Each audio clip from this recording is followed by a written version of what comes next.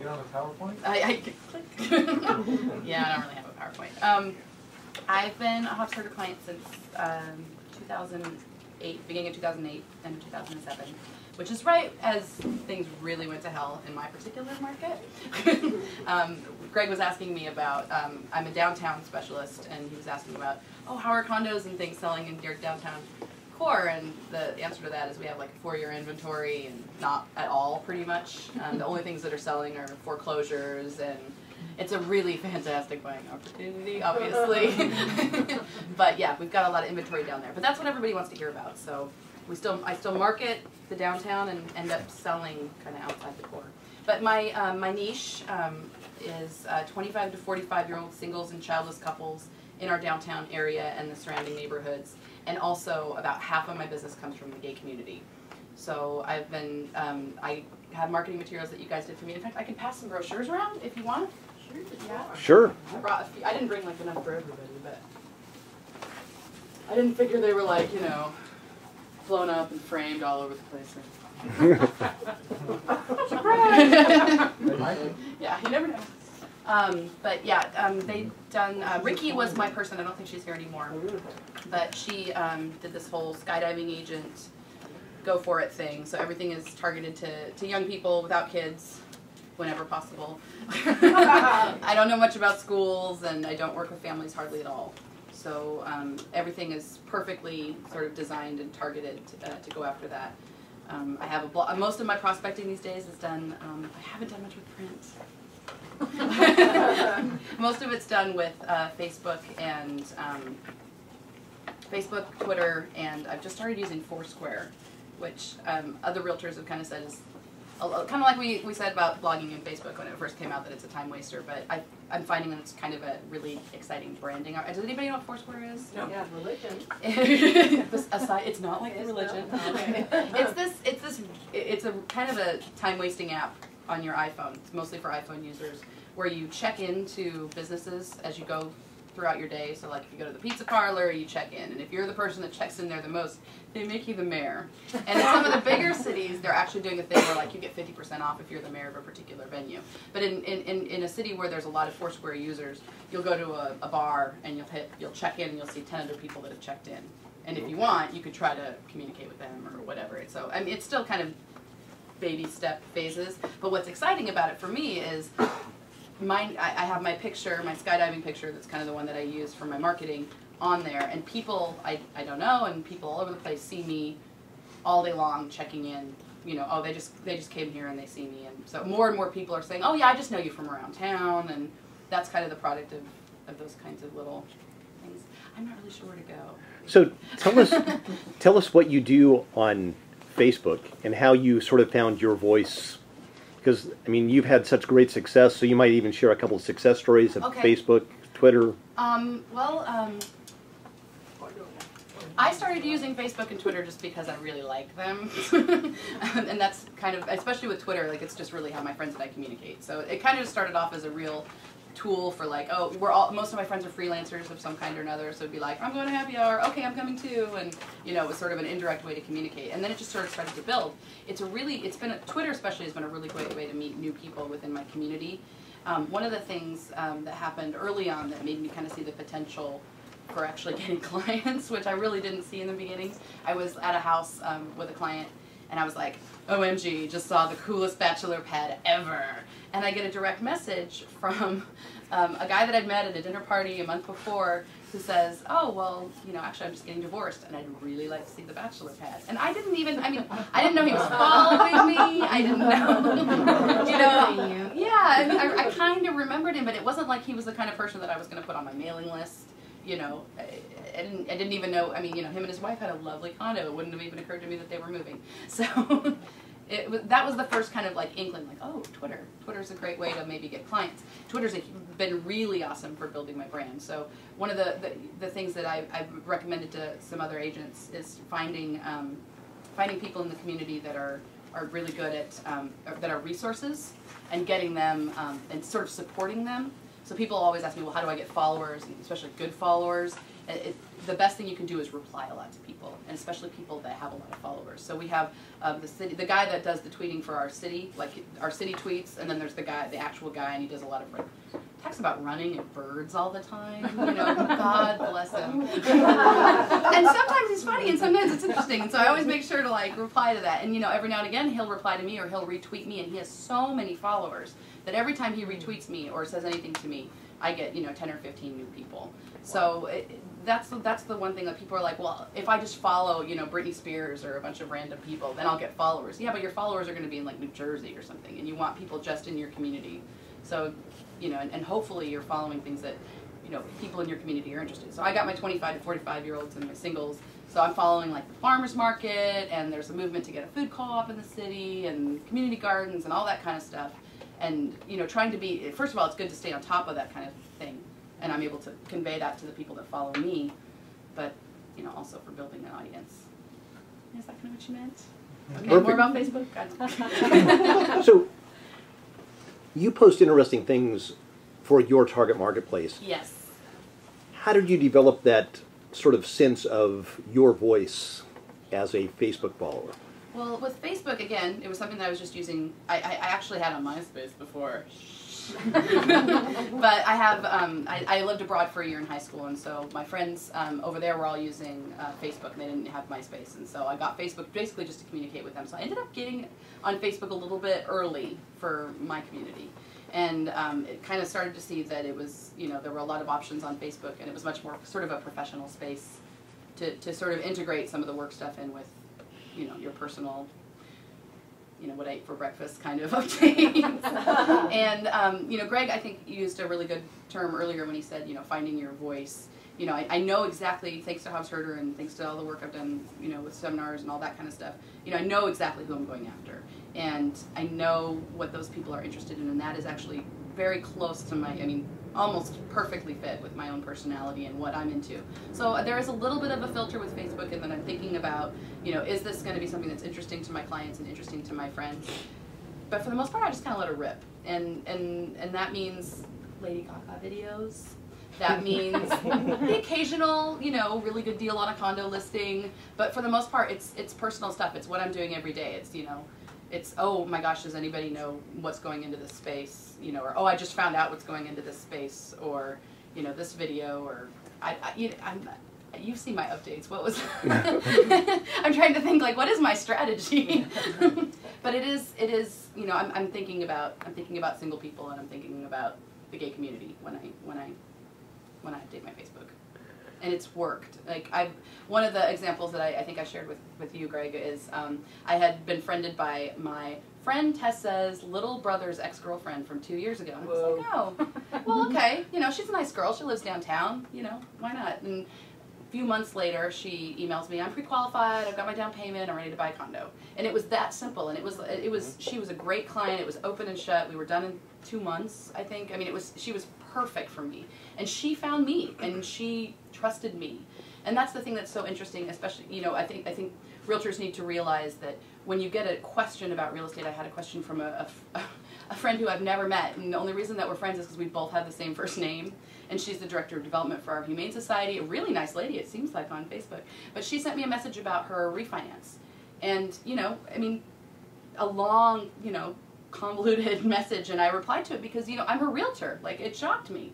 Like, it's not like we're having lunch or, I'm sending her things. Like, this is just, she sees what I do, she sees what I'm about, and we've kind of, we kind of got the trust. Yeah. So, how did you get involved with Hobbs Herder? Did you go to a workshop, or? They came to my office. Oh, really? Yeah. In Washington? Yes. I think Craig Buell was the guy that came the first time, and he was great. Still one of my favorites that ever came through.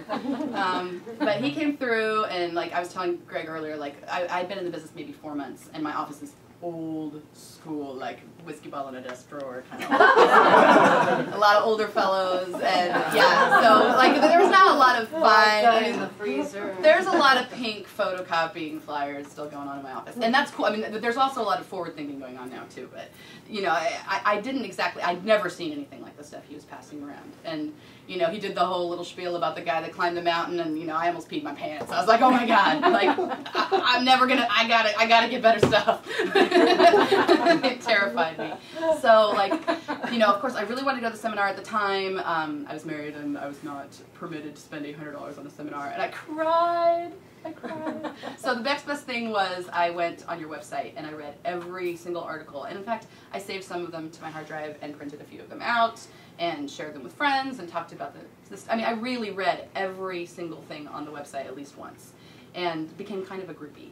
And then saved up money and went to the Gateway instead. The Gateway hadn't even been mentioned at our office. And I don't think it's ever even really been pitched. They always pitch mega marketing.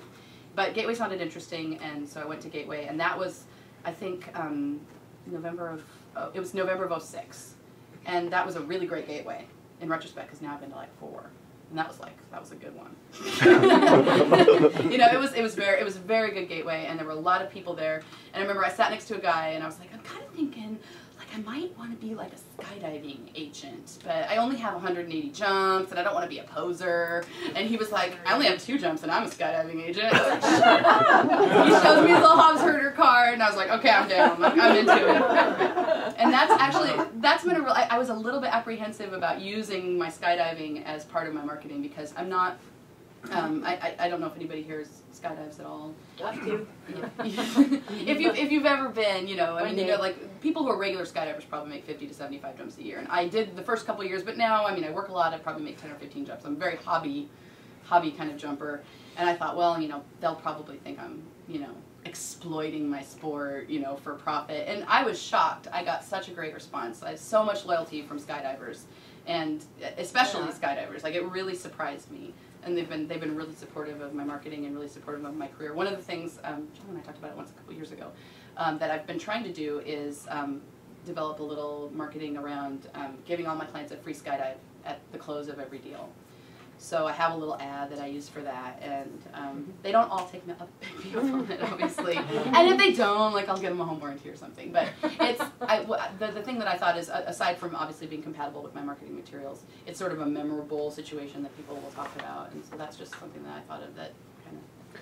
So tell us how people have responded to your brochure and your branding. Oh, it's the nicest thing in town. I mean, I'm sure you guys hear that kind of stuff all the time, but I mean, nobody's stuff is as pretty as mine. It's just not. So how do people respond to it when they... Well, obviously, one of the things that, especially when I first got it, that was like my 3rd year, so people were like, oh, you're really doing this. That was a big thing, especially right then, because so many people were getting out of the business. The market was doing really badly. I think people think I sell more expensive houses than I do, and I think they think I sell a lot more houses than I do, and that's pretty fun. You know, and yeah, go ahead. I have a question. In our department, we put together the meetings, and you know, we calling offices like yours to set meetings. And one of the questions that comes up as a roadblock for the reps is, oh, you're going to talk about social media, and the summers we're not interested. We're so sick of social media, Facebook, and those types of things. What would you offer them to overcome that when they're presented with that? I mean, you clearly described how it's changed for you, but what do you think would be a couple of gateways to them getting through that obstacle? Well, I haven't seen the talk since you've started adding the social media, so I assume that you're talking about integrating it with the niche Facebook, and your whole look. Yes. I think that most of the social media talks out there are really boring and not very useful. So I would think that if I was in office, I mean, we have so many people coming through. Like my broker says kind of yes to everybody, and we see some really strange stuff sometimes. But we're and sometimes agents in my office will bitch about that, but I always say, you know, we're salespeople and we have to pitch people sometimes, and sometimes it's really educational to see someone do a really bad job. Right. And to learn like how that's not supposed to go. So I know that just first of all, my office is a little bit different. But I think that if people aren't responding to the social media, like, just slip it in. Because, I mean, the thing that's so, you know, career changing about a Hobbs herder seminar in your office is that you're taken out of your narrow little corner of the world, and you're seeing how highly productive agents are doing at other places. And that's I think that's always I'm not a broker, so I don't know what really gets them going, but to me that's the whole thing. I mean, selling more houses and setting yourself apart. Do you have a fan page or a personal page or both? Both. I just got a fan page, and I was really pleased. I was so late to the fan page party. like Greg says, like I so integrated the personal and the professional, and I was like, well, now if it's probably I did have a page that was one of the things that I kind of joke about is I call my clients my number one client. Like, oh, I was just out with my number one client John today, and then the next day I'll be like, I was out with my number one client Susie, and you know that kind of suits with my personality. Nobody ever seems to really object to it. So I had made a group that was Marguerite's number one clients. And then invited all my friends and just kind of wondered who would join. And it was really neat because it was sort of like foreshadowing, like 3 or 4 people who joined like called me a few months later and like actually like were looking for houses. So that was really neat. But I realized that, okay, that's kind of a fun little jokey thing, but I need to have a real professional page. So I did set up a, you know, Marguerite, the skydiving agent specializing in Tacoma, Washington. And I immediately got like 170 fans. Like, I was so excited. I was like, yes. And so I got my little branded Facebook from Hobbs Herder and put it on there. And I still haven't really decided exactly how I'm going to use that. Mostly I feel like it gives me freedom to do all my listings. So I can say to my clients, oh yeah, everything goes out on Facebook without traumatizing all of my poor friends. So that's, I don't know if that's on the up and up, but that's totally how I tend to use it. Was there anything particular that like really sold you on Hobbs Herder, or was it the whole shebang, or like was it like something, one particular phrase, or wow, that's, you know, There were, like what you just said for me personally, how you said it took you out of your norm to the you know, is there something like that that just like hooked you? well, I didn't realize that right off the bat, but there were 2 agents that I'd heard of before I got my license. I wasn't like I was telling Greg earlier, I was I had a good friend who was a realtor, and so I didn't have a selection process. It was just, I obviously used him, but I had heard in the marketplace about 2 other agents. There was Dan Laga, who you guys did back in the day, like in the early 90s, and a lady named Torrell. And they're the only agents I'd ever heard of before I got into the business, and they are both Hobbs Herder clients.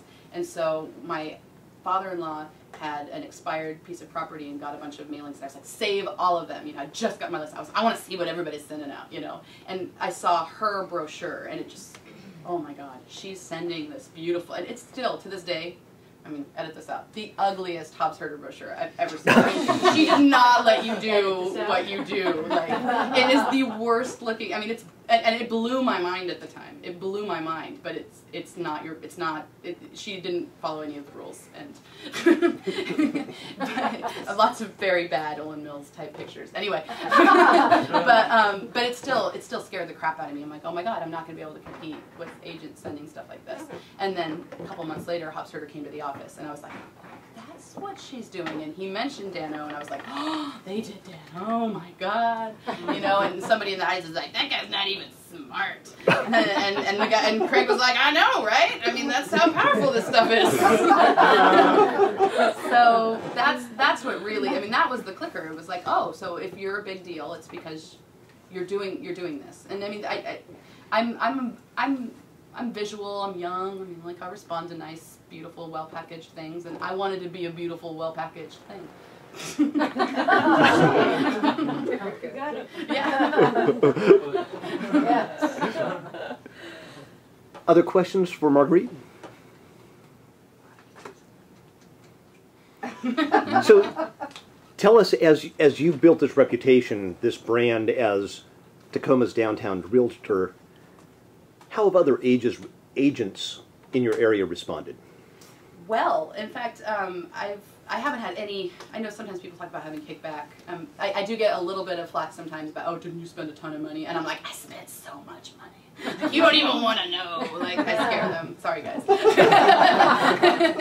But I do get a little bit like, oh, you didn't have to hire Hobbs Herder. You know, there's graphic designers. And to tell you the truth, like, initially, I didn't. I went to 2 gateways and a mega marketing before I had you guys do my stuff. And I had some students at a local university do like a little brochure and the logo, and it was okay. It was still better than like 90% of what is out there, but it wasn't right, and it wasn't properly. The writing, I think, was the biggest element that was missing from that. They didn't. I was like a collector. Like I'd go to these seminars and I'd like be like walking around like taking everybody's brochures, and I'd give them like a stack of like 30 of them and be like, make me one of these, and they didn't get it at all. So I absolutely had to get you guys to do the brochure, and I've already forgotten the question. What was the question again? Oh, the other agents, how they reacted. It's been positive, and one of the things that we were talking about earlier was having a niche and like being comfortable enough to commit to that niche. And to me, that's really compatible with having good relationships with other realtors. So I've gotten more involved in my local and my state association, and I had a call from my friend Craig's wife, who said that her coworker was thinking of looking for a house in downtown Tacoma, and he's a gay guy, and she's like, I'm not going to send this to my husband. I think he should be working with you. And she was right. Like, we were going to be perfect together. But when you're getting, the thing is I'm not shy about referring people to other agents either. When I had a couple of experience shortly after I bought all the materials and committed to the niche, where it seemed like a really good deal, or it was a really nice listing, it was a friend of a friend, and it wasn't good. It was way more effort than it was worth, because when you're working in a small focused area, you know everything about it. And that's the thing, especially market statistics and stuff like that. Like, I can just rattle them off, and that's because I don't do the whole county, I don't do the whole region. And I'm still shocked by how many people, when you ask them, well, where do you work? And they'll just say, everywhere. They'd take a listing 150 miles away if they could, and I don't get that at all. Like, I don't even want to take a listing 20 miles away. Yes? Yeah, I got a couple questions. How long have you been on Facebook? And the other question is, when did you really start to see it take off? And is it like a learning curve? Like, like you were saying earlier, you noticed that when you friended people who had a lot of friends, I think that's what you said, and then you'd make certain comments that you would get responses back that would just, was that kind of a surprise to you? And did that was kind of a learning thing that, oh, if I do this, then this happens, and kind of along the way type thing? Yeah, it was a learning curve. And also, I think, I thought that I was on Twitter and I was on Facebook, but I didn't really start understanding how to use them for profit until maybe a year and a half ago at NAR. I went to a few panels, and there were agents who had blogs who were getting like 50 deals a year off their blogs, and I was like, what? No way, So I was like, I gotta try this, and I need to get like whipped into shape on my Facebook and my Twitter. So I was on there before that, but I hadn't really thought, oh, this is an actual way to like, I was doing it sort of intuitively, but there was no strategy involved. I wasn't thinking to myself every time I posted a Facebook update, or friended somebody, oh, this is a potential, client. I wasn't really thinking like that right off the bat. And what I was talking about before was actually about Twitter, as far as following. With friends on Facebook, I have no wisdom to share about who to friend and who not to friend. Most of the time, if somebody wants to be my friend, I'm pretty much okay with it. Like, I'm not like, I check out the mutual friends. I find that after a gateway, I'll usually get like 10 to 15 friend requests. And at first I was like, should I friend these people? Like, I don't know these people. And then because I had this whole, I was very principled in the beginning. I'm only friends with people I know, And then I was like, whatever. And now I think, well, this is a really awesome potential referral resource. So I'm friending all of these people. Why not, Plus I get to see what other Hobbs Herder agents are doing with Facebook updates, and I find that really beneficial. So I know some people come down on different sides as far as being Facebook friends with realtors, and do I want other realtors to see what my strategy is? And oh please, no other realtors are posting Lady Gaga videos in my market, so I'm not really very worried about that. I really like the opportunity to kind of get to know some of my competition a little bit more personally on Facebook. That's been really nice, actually. It's sort of where I feel, maybe I'm a hippie, I don't know, but I feel like we're all a little bit more human because of Facebook, with realtor to realtor, and especially office to office.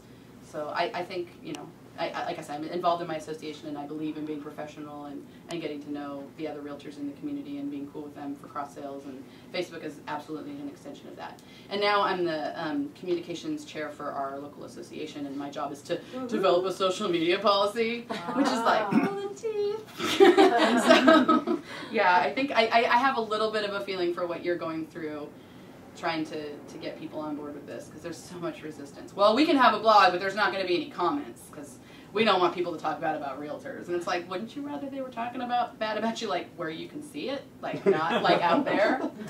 So yeah, it's a hard sell sometimes, because actually right before our board meeting, our first board meeting of the year, we were talking about Facebook, and somebody was like, I am not going on Facebook. And I was like, well, why not? Well, there's just, somebody could tag me drunk at a party somewhere, and then everybody's going to see it. A client could see that. And it is the end of privacy, and I'm not doing that. I was like, it's not the end of privacy, it's the end of hypocrisy. You know, I mean, you were drunk at that party, you know. I just kind of feel, and this is like a little bit philosophical, but I really feel like, you know, we have an entire generation of kids who are taking like nearly naked pictures of themselves, putting them on the internet, and every Google job search from now on is going to have like naked picture kids now, and I think we're just going to have to deal with it, because kids are weird, and it's all out in the open now. Yes, it is. How much time a week do you spend on managing your social media? I have an iPhone, and I've had it for like 2 years, and I haven't been bored once in 2 years. Like if I'm in line at the bank, I'm like checking my news feed. If I'm, you know, waiting somewhere or in a particularly boring sales meeting, like I might do my Twitters then. Like it's so integrated into my day, I'm not even sure. So you don't have scheduled time? I wish I was like that. I wish I was that kind of person. But it's more like I get up in the morning, I check my Facebook, I check my voicemail, I check my email, I check my Twitter, and then I go out in my day, and whenever there's a chance, I'm kind of keeping up on what's going on. And that's just, but that's me, and I know not everybody, you can be, you know, a once a day or 3 times a week, and I think it probably works just as well. But I really like it, and so you might say that I have a problem. I don't know. But it works for me, so. So how has your family responded to your Facebook? You know, really well. Actually, I was a little bit nervous. Initially, I was not friends with any of my family members. Then, of course, all the olds got on, and my mom friended me, and I was like, OMG, here we go. Because OMG. I was raised Republican and converted in early 2002, and it's been hard for my family. But, you know, I live in the city, and most of, you know, I'm kind of, like I said, I'm kind of a hippie now. And so, and you know, everybody's been really cool about it. And in fact, it's been sort of a nice, soft way to sort of have conversations about things, you know, either maybe it's something that's political, that's kind of a hot button issue, or maybe it's just something that's going on within the family. Like everything's, I think it's been really great. Like, and also, you know, my family members remember what I do and, you know, support me. I noticed one thing that was really interesting about the fan page that I didn't know technically would happen is I had invited all my friends, but a bunch of people who were not my friends joined my fan page. People who I went to church with when I was a kid, who were friends with, you know, my aunt.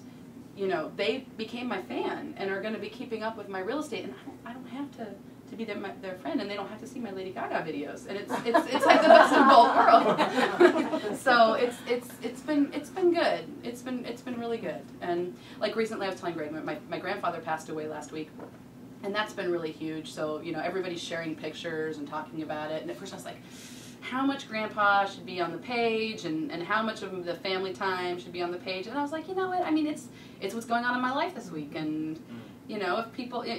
It's just a blip on their news page. I mean, if they don't want to read it, they're not going to read it. But it's been really good. I got a lot of support and nice words from people, and Yeah. I can't think of a bad experience I've had on Facebook. I mean, obviously I'm pretty, you know, plugged in and like okay with not having tons of privacy. But that's just my way too. So I'm pretty open book anyway. So it's a good fit. So how has your office, sort of as they've watched you do your branding? Yes.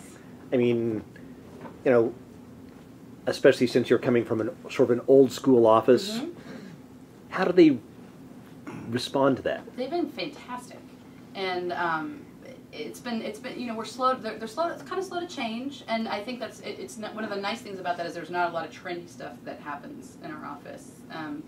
It's not a chain. It's an independent company. It's been there for a million years. Like I think there's probably one in every community. Like kind of a cool old school office with the same owner forever. And initially there was some resistance to the social media because it seemed like a time waster. because there's always door knocking if you've got time to waste. But it's been really exciting. Like well, I guess I should start with the materials. Initially, it was like, oh, like the same story that you tell at all the gateways. Oh, you spent too much money and blah blah blah. But then people see your name on the board a little more often, and they're paying attention, and they're stopping in, and they want to look at your stuff, and they want to know what you're doing, and then, can you tell me how to do this? And yeah, I'm happy to. I always tell people, this is exactly what you do. Like, if you want to do it yourself, go ahead, make them yourself. Just mail them out. This is how often you need to do it. This is how you calculate your I just tell them everything, because most of the time they don't do it. I mean, they never do it. And, the same thing goes with, getting your real estate license. Oh my gosh, I really love buying my house. I think I'm going to get my license. You should, because it's really not that hard. Go ahead. Or I should sell my house on my own. You really should. And if you're going to do that, you should contact this online service that lists it for you. Here you go. Here's his number. Tell him I sent you. He's got a huge stack of my brochures. Because, most people can't, even with the help of an online listing service, can't sell their house on their own, especially right now. So I try to just be really supportive. With other agents in my office, obviously, I share anything they want. And in fact, I did a little thing in the beginning, like I'm like a real, like, kind of help, like I want to like get in and like fix everybody all the time, like, oh, your stuff looks like crap, let me help you make a card. And so I was doing this for a while, like, let's make you a logo, and my friend is a graphic designer, and she said I was running Get a Graphic Design out of my basement, and it was kind of true. It would be like, oh, let's do a logo, and you should really call Hobbs Herder, but okay, give me $500 and we'll just whip something up, and it never worked. I mean, people, the thing is it's not just having kind of nice stuff, and it's not just knowing how to do it. There's a whole, I mean, I don't know if this is endorsed verbiage, but I always say you kind of got to drink the Kool-Aid. You gotta go to the seminar, you gotta kind of read the articles and do. You have to embrace the philosophy, and I think it's not just the materials, the beautiful stuff, although it's the niche marketing, and it's targeting and being committed to that, and I think that's the hardest thing. And that goes for social media too. I mean, you can be super savvy, and you could have a video blog, and you can do all that kind of stuff. But if nobody gives a crap about what you're saying, it doesn't really matter. So, tell us about your Twin Peaks tour with your sister. Oh, well, my sister came into town this weekend because she obviously for the funeral and for everything, and last time she came we went to Forks, obviously that's where the vampires are. And so this time she's like, we gotta go to Twin Peaks, and I'm like, oh my gosh, I had no idea you were into that show. So we drove up and we did like all these different stops at these different sites. And does anybody even remember Twin Peaks? Yeah. It's like in 1991, Laura Flynn Boyle was on it. And so we took pictures of like the cafe and like Twittered them and Facebooked them and had little videos of us like reenacting little scenes. And at first I was like, man, this might be a little bit to be heaping on my following there. But I'm like, oh my gosh, like people know me, they know I'm into this stuff. So, and I actually got really funny comments. So I think it was okay. And we had a lot of fun. So yeah, that was Twin Peaks. So any other questions for Marguerite? Bob? Marguerite, now that you've had your brochure out for a little bit, I'm curious, have you ever received business or get calls from people that you didn't directly meet but Yes. had your brochure? Yes. Tell me about that. That's just the kind of the classic, like leaving in the coffee shop. The story that I think is most interesting was it was a late night. I might have been having a cigarette out front of the cave bar, and I was talking to this guy, and he's like, "Oh, you're a realtor? I need to sell my condo." And I'm like, "Oh." I said, "I'd be happy to meet with you and get you a packet and blah blah blah." And he was like, "Oh, I already have an agent." And I'm like, "Oh, okay." I was like, "Who's your agent?" And he was like, "Oh, she sends me stuff. Skydiving girl." I was like, "That's me. I'm your agent." I just thought that was really funny. Like, I just thought that was really strange. I must have looked really bad that night. But stuff like that just kind of happens, or and like I say, I have this kind of personality, and like the whole idea of being a local celebrity is totally fine with me. And so when I meet somebody and they're like, "Oh, of course I know who you are," I'm like, "Oh, great." You've seen my things at the coffee shop. You've seen people the classic kind of like they have your brochure already kind of stuff. And I haven't done as much mailing as I really should be doing, and it's it's my own darn fault because nobody's doing it. Like mailing right now would be very beneficial, and I So you have your brochure at a coffee shop? Oh yeah, lots of coffee shops. Yeah, and only the cool coffee shops. So Cool. how did you get your brochure into coffee shops? You know, in our community, there's a really strong go local movement, and I think that's probably the case in most. I don't know, Newport Beach. There's a lot of chains here. Maybe not here, but in our community, the city was actually Tacoma is kind of an interesting city anyway. It was pretty much abandoned in the 70s. Like the mall went out of town, and it was like the shell. And there's all these pictures. It's like the most devastating, terrible looking place in the world. Like Beirut, I think, is what the old mayor called it. Back when that was bad. And now, like they've had a lot of money put into it, and it's sort of blossoming. And we've had some struggles, especially with a lot of empty condo buildings recently. But what's really saving the downtown area is individual businesses that are investing, because for the way we're situated on a port, when you run these diagrams that the big chain companies run, there's not enough population to justify, you know, big retailers in the downtown core, so they just don't usually open anything up. So most of what we have downtown is independent businesses from local people, and so there's a strong downtown business owners group, and so and a big support local. That's a lot of what's going on Twitter, is how do I find a baseball glove from somebody that owns a business in town? You know, there's a lot of that kind of tweeting going on, and people trying to support local businesses. And I don't know, I thought that was kind of an everywhere thing, but maybe that's just a hippie Northwesterner thing. But that's why I get my brochure in everywhere, because it's sort of that movement. So what types of businesses do you have your brochure in? Well, obviously the coffee shops, and I'm trying to think, co-working office. We didn't really talk about that, but that's definitely got stuff there.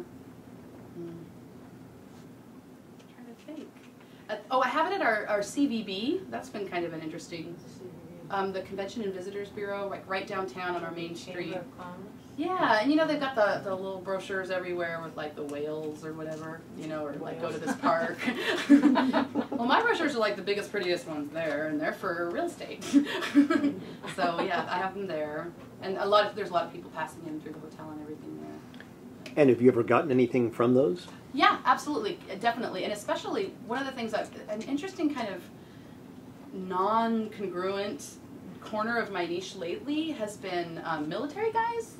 Because, you know, obviously single, often childless, but definitely not gay, not normally.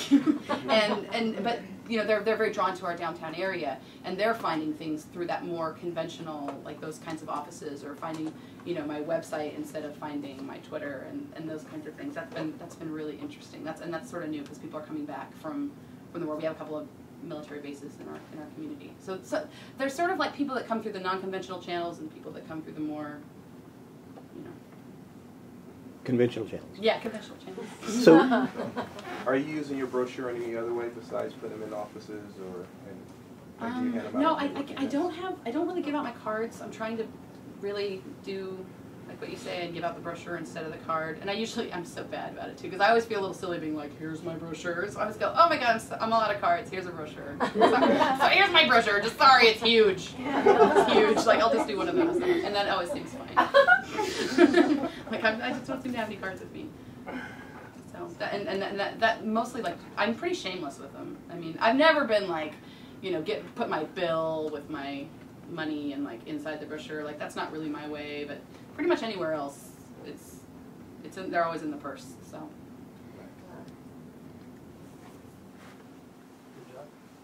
Good job. Yeah. Thank you. It's really nice to talk to you guys. Like I said, I'm a very big fan.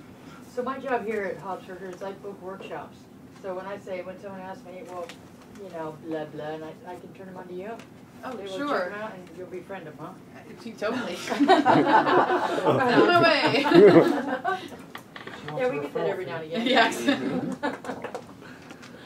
Yeah. Cool. So any other questions for Marguerite before we thank her for her sharing of... You rock. Oh, thanks, guys. Girl power, yeah. It was really nice to talk to you, and I'm really happy to be able to expense this trip now. All right. Oh, you're down here on pleasure? Yes, exactly. Business. Not now. Yeah. No, I am here for you. I am here for you. All right. That's really good. It's informative, you know. Oh, Thank you. thanks. I love listening to your little stories. They're very personable. Thank you. Yeah. So you think you can use some of what she says? Absolutely. I'm all ears. I was listening to every word. Yeah. Thank you. Yeah. You know, here's somebody who actually, you know, did it, you know, is doing it. So. Well, and I mean, I don't know, like again, I don't want to be like a fanboy, but like I really like this has changed the way I do business all around. So We need to hear that. I mean, we get people like every now and again who say, well, I bought the brochures and it didn't do anything. Well, 'Cause where you are they? Well, didn't they're in the do box in the anything. office. It's like, well, hello, you know, it's, yeah. but you can't, you know, especially old school people, old timers, or however you want to phrase it. I mean, I'm one of them, whatever, but you can't tell them. You have to make them see it for themselves in a sense. And Yeah. if we could turn them on to people like you know, like, you know, break out, you know, venture out into the real world in the 21st century, get on Facebook and then, you know, click onto your name or something, you know, it's We had a class in my office on Tuesday, like, you know, teach the olds how to do the Facebooks kind of class, and they were so great, like, they're so interested now, and it's so exciting, and they're asking all these questions, but they're like, Marguerite, it's just, you know, I'm not going to put any YouTube Lady Gaga videos on my update, and I'm like, no, that you're missing the point, like, if your clients are from church, you know, put your inspirational thought of the day up or whatever. I mean, you can.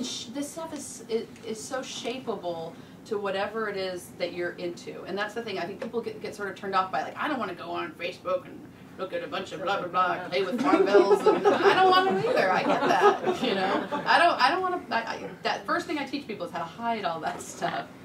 But one of the things, was one thing I really wanted to say, and it just went out of my mind. So profound.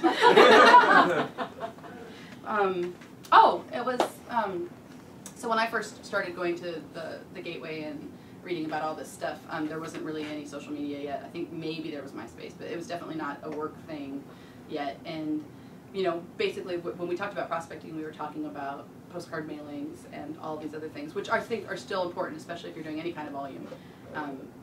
But that was, you know, social media wasn't even a part of the conversation, and people were complaining to you about how expensive everything was. And now you have a prospecting tool that reaches them way more frequently, sometimes much more deeply, in larger quantities.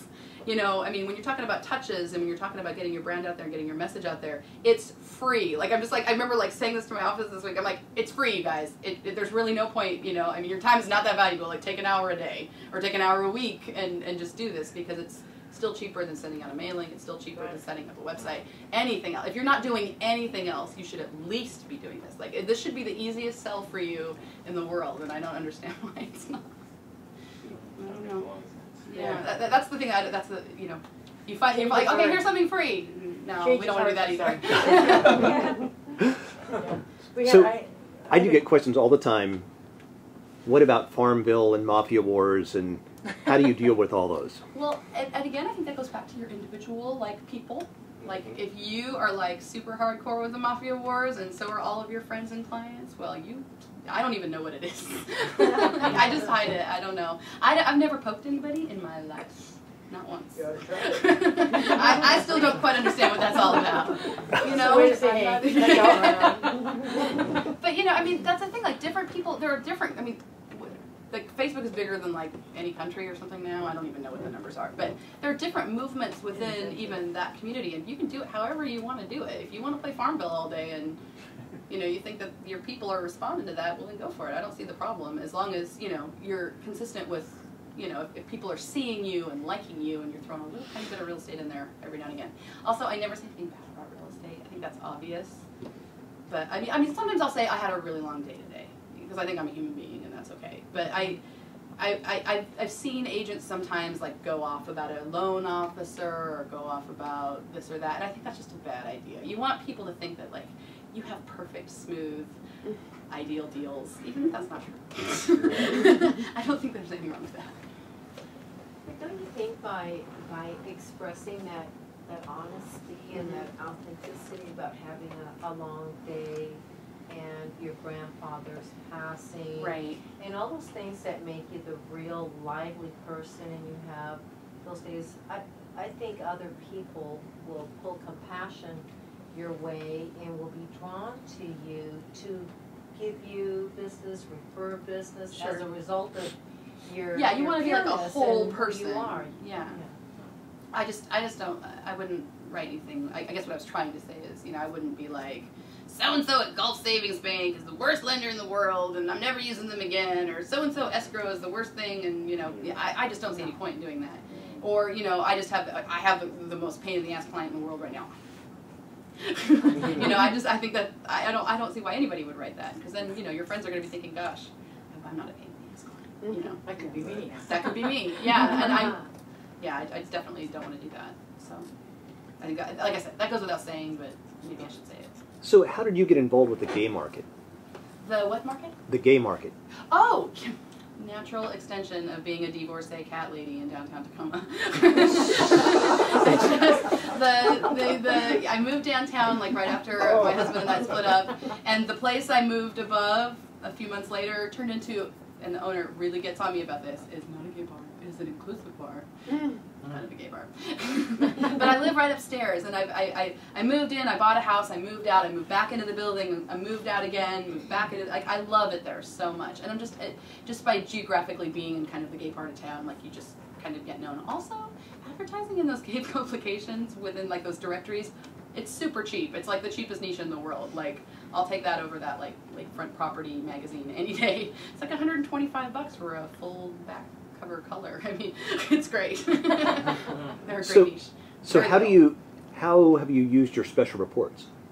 You know what? I haven't done a lot of. I mean, I have the requests on the website, so when people request them, I send them out. But mostly, I've used my special reports on like a sort of like a prescriptive thing, and I'll give them to people even when I know. I don't know if this is like condoned, but like even if I know they have another agent, I'll be like, yeah, your agent's great. Here's this information, or you know, at any time anybody just needs it, or if someone says, oh, my cousin's selling their house, and I'll say, just give them this, and I'm truly not always thinking like this is going to get me business. I mean, I'm always excited about it getting my name out there, but like I really just use them informationally, and you know. And I didn't have, I have like your more canned version. I don't have like the super slick, so I print them up like 10 or 15 at a time locally. And what kind of feedback do you get? Great. Yeah, people really like them. And I think, you know, I mean, obviously, I feel kind of funny saying this because I feel like it's self-evident, but they're, you know, they have a lot of good information. It makes you look super professional. You know, I mean, they look like important, valuable things. So I have buyer packets and seller packets, and I have a version of the report that goes into each one of those.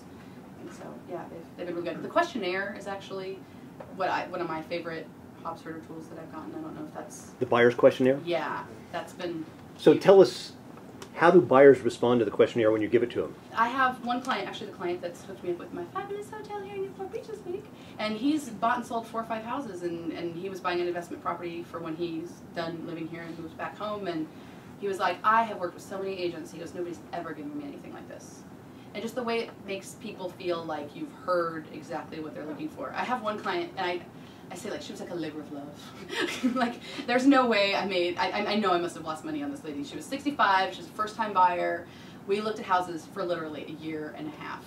And at a certain point, it was just like, you know, she was looking in my exact target market. I needed to be previewing anyway. I was just telling myself, you know what, I really want to help her, and you know, for whatever reason we spent a lot of time looking at houses. She did finally buy a place, but one of the catalysts about 2 months before we actually got a place that worked for her was I gave her a questionnaire. Like, we hadn't done it. It sort of started out sort of casually, and you know, like, oh, let's just go look at places and see if this is something you want to do. And so we'd never really done that formal process, and sitting down and filling out the brochure, which I was just shocked. I'd never had anybody fill it out the way she filled it out. She used the whole entire back side, and we've been working together for over a year. I knew it. I knew what she liked. I'd seen what she liked, but to actually see it written down, I didn't totally know what she wanted.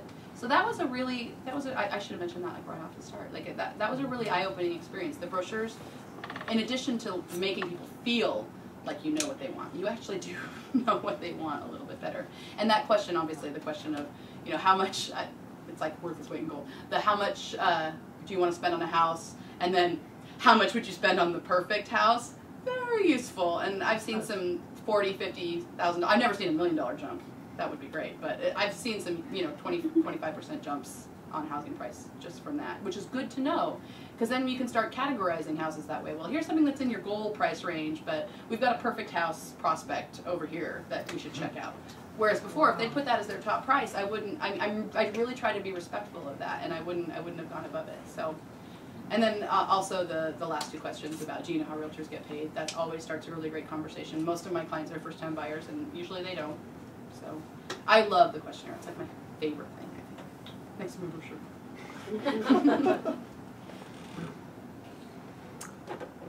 All right, well, thank you very much, Marguerite. Let's give her a big round of applause.